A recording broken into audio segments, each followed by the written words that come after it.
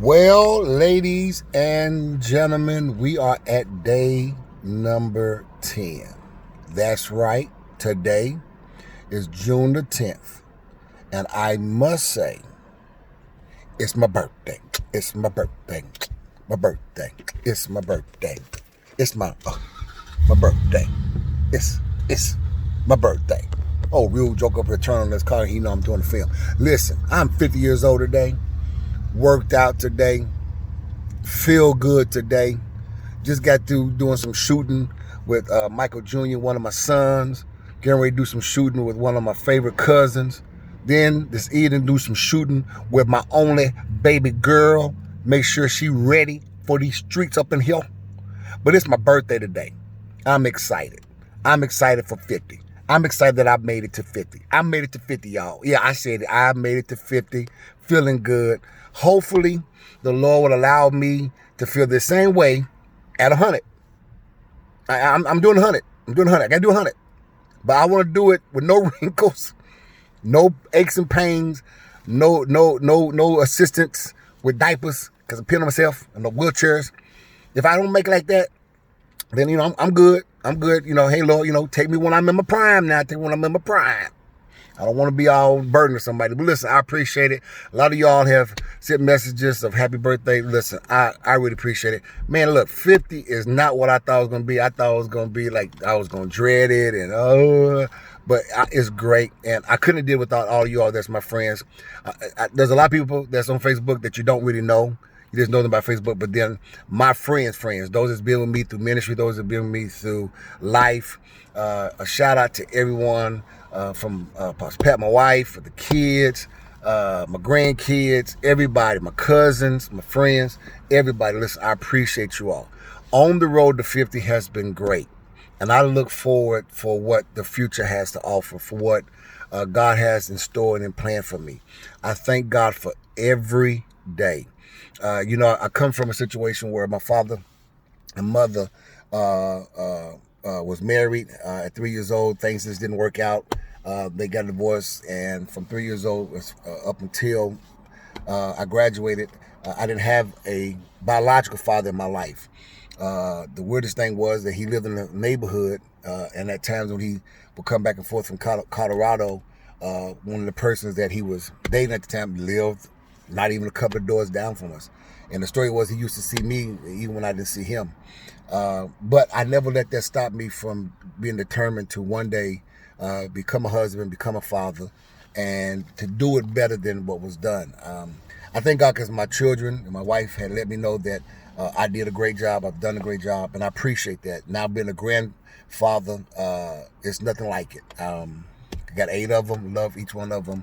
And now I'm just kind of like in a different headspace of really wanting to do some greater things for my children, my grandchildren, and those that's been close to me. So that's why I'm really grinding. I'm still doing business like I was doing it before. I'm still trying to create atmospheres and opportunities for others to maximize their thinking, their wealth, their self-being, so that they can become better people to be able to be a blessing to their family. So I'm taking this opportunity at 50 to do these next 50 years better than I did the last.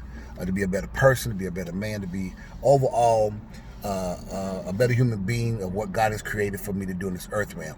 There has been a lot of things that have changed with my life. There's some stuff that I'm still adjusting to, some things I'm still working out. There's some things I'm still going through. But I thank God that I have a great support team. I got people who really love me, that stand in my corner, folk who's not trying to judge me for the now. They're trying to see what the outcome is going to be. People who know me, they know to trust the process, even though we might not understand the process. And I have taken people through some things that is remarkable that they even made it through it. But the outcome was they came out better. They came out bigger. They came out more wealthier. They came out more healthy.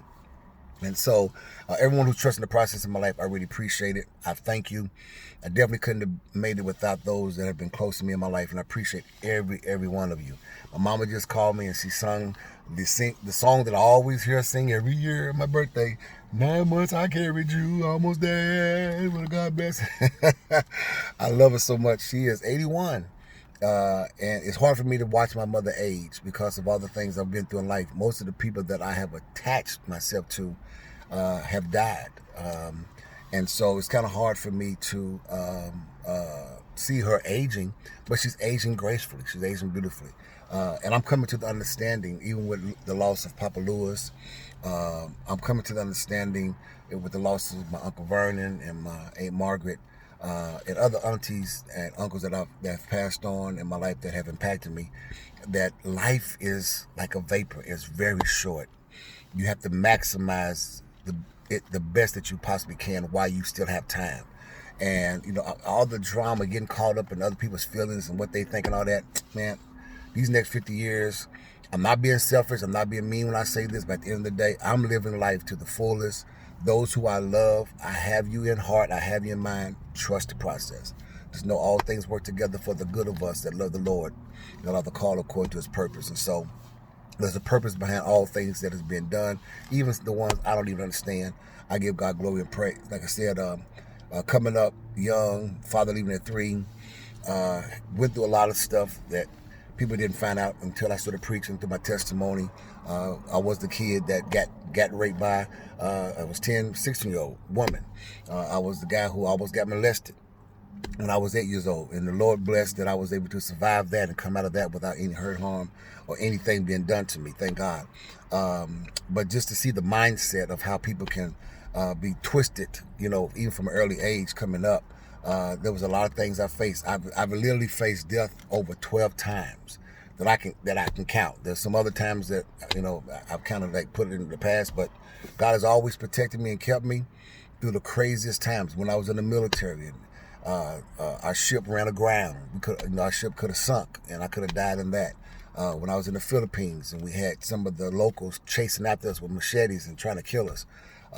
But God pulled me out of that. When I was in a car wreck and a deer came in to the glass on my way to go preach, and out of 1,000,000 pieces of glass in my face, they had to put this mask over my face because I was bleeding everywhere.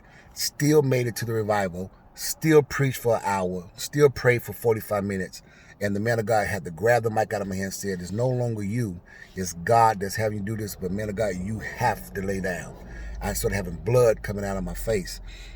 And God still made it able to where the people got blessed. I mean, there's so many testimonies I can give you all. So many things that God has done for me and my family, protected us and kept us through bomb threats, to people threatening our lives, to threaten to blow up my house, to blow up our church, all kind of stuff that we had to go through.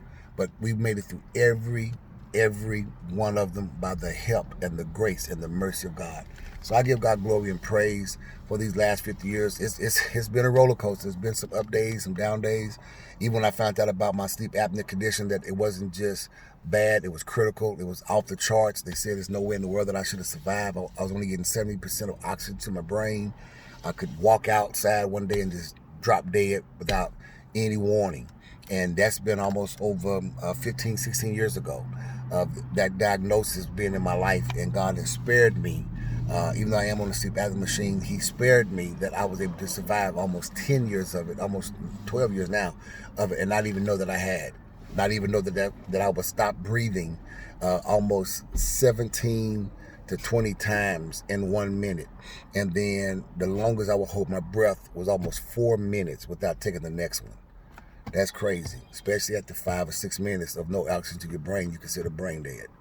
And God always brought me out before I went to that place. And so I thank God. A lot of people don't know what people go through to get to where they're at, and act the way they act is because of what I've had to face and go through and see the miracles of God, of how he brought me out. That's why, even with this COVID stuff, I couldn't have less faith to believe in God. I wasn't being foolish. I wasn't being disrespectful. I wasn't being where I was kicking against what was being said. It's just I was raised different. I was raised in the era of faith, that everything we did was by faith.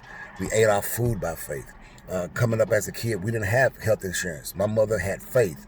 When my hand got crushed in the door, it was faith that healed it when the bishop laid hands and prayed for it. So I've just seen so much And I've been through so much in life that I just can't get caught up in the hype of any illness or sickness.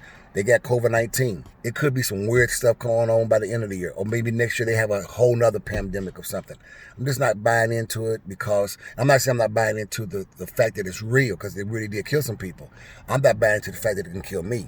I believe that no weapon that's formed against me shall be able to prosper. When I die, how I die, it's going to be the will of God. Whether it be tragic or natural, whatever it be, it's still going to be the will of God. The life and death is given to God, period. Satan can't kill you unless God said it's your time. Even if you go prematurely, even if you go in a massacre, it was still the will of God for you to be able to either survive or not survive the situation.